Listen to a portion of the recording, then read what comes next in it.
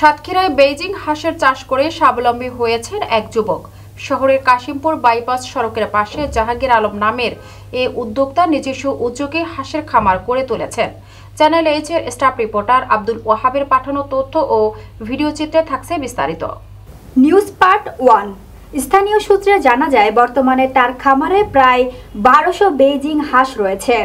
অল্প সময়ের মধ্যেই এগুলো ডিম উৎপাদন শুরু করবে বলে আশা করছেন তিনি।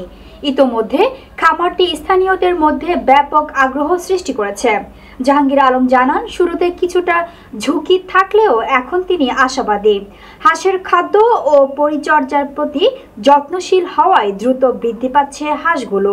খুব শীঘ্রই ডিম বিক্রি করে তিনি ভালো লাভবান হবেন বলে আশা করছেন।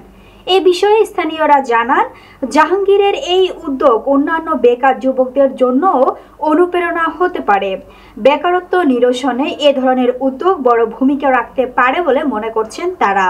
চ্যানেল এইচ-এর স্টাফ রিপোর্টার আব্দুল ওয়াহাব জানান, খামারের প্রতিটি ঘরে সুসজ্জিতভাবে রাখা হয়েছে বেইজিং হাঁস, আর সেগুলোর পরিচর্যায় ব্যস্ত সময় কাটাচ্ছেন জাহাঙ্গীর আলম।